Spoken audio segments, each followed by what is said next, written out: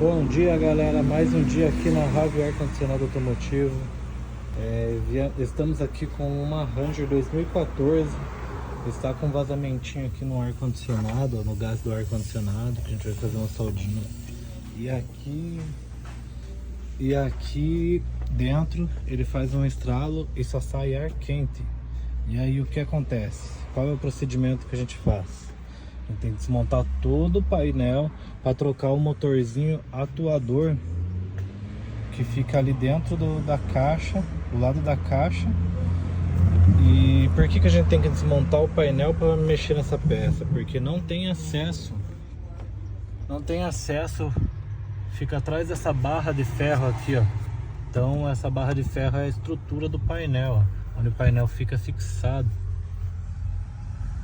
Então a gente vai ter que desmontar todo o painel para fazer esse conserto aí. Ele fica dando um estralo dentro do painel e só sai ar quente aqui do lado do motorista. Beleza, galera? Tamo junto aí, que Deus abençoe. Abraço aí da galera aqui da Ravi Ar Condicionado Automotivo.